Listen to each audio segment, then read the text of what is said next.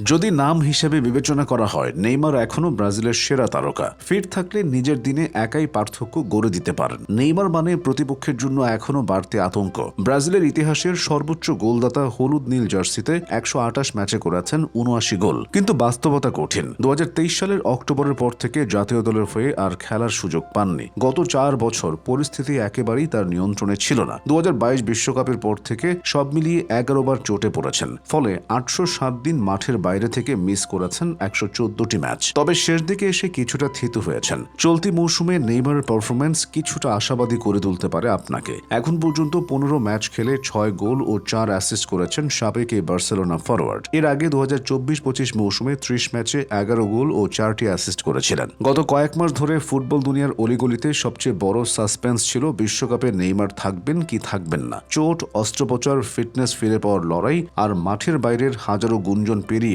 অবশেষে জবনিকা নামল সেই নাটকের। রিও ডি জেনেরোর মিউজিয়াম অফ টুমরোতে দল ঘোষণার জমকালো অনুষ্ঠানে যখন 34 বছর বয়সী এই ফরওয়ার্ডের নাম উচ্চারণ করলেন আনচেলত্তি, করতালির গর্জনে মুখরিত হয়ে উঠল চারপাশ। মিলনায়তন জুড়ে বয়ে গেল আনন্দের সুনামি। 2022 বিশ্বকাপের কোয়ার্টার ফাইনালে ক্রোয়েশিয়ার কাছে হেরে বিদায়ের পর থেকে কঠিন এক সময় পার করেছেন নেইমার। বিশেষ করে একের পর এক চোট নেইমারকে মাঠে থিতুই হতে দেয়নি। এর মধ্যে একাধিকবার ক্লাবও বদলেছেন, কোথাও ধাতস্থ হতে পারছিলেন না। সৌদি আরবের চোট জর্জর অধ্যায় চুকিয়ে অবশেষে গত জানুয়ারিতে নেইমার ফিরে আসেন শৈশবের ক্লাব সান্তোসে। আর সেখানেই যেন নতুন করে প্রাণ ফিরে পান তিনি। চেনা আঙ্গিনায় নিজেকে নতুন করে প্রমাণ করেই আদায় করে নিলেন আনচেলত্তির ছাড়পত্র। 2014, 2018 এবং 2022 বিশ্বকাপের পর এবার ক্যারিয়ারের চতুর্থ বিশ্বকাপ খেলতে যাচ্ছেন। নেইমারকে দলে নেওয়ার জন্য চাপ ছিল কোচ আনচেলত্তির ওপর। বর্তমান সাবেক ফুটবলাররা তাকে দলে রাখার পক্ষে ছিলেন ব্রাজিলের অধিকাংশ মানুষ। তবে ফিটনেস বা পারফরমেন্স নেইমারের দলে থাকার নিশ্চয়তা দিতে পারছিল না।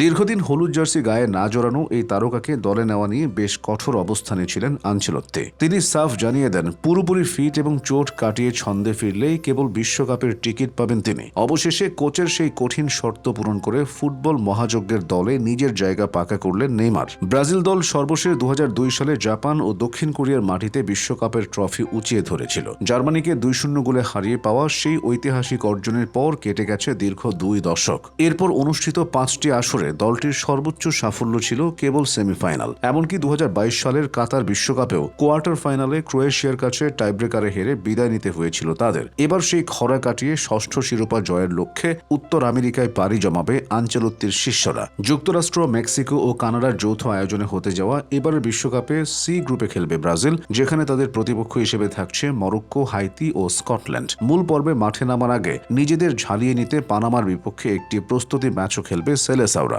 ঘোষিত এই স্কোয়াডে গোলরক্ষক হিসেবে অ্যালিসন ও এদারসনের মতো বিশ্বস্ত গ্লাভস জোড়া থাকছে। রক্ষণভাগে মার্কিনিওস, দানিলো ও গাব্রিয়েলদের উপর ভরসা রেখেছেন কোচ।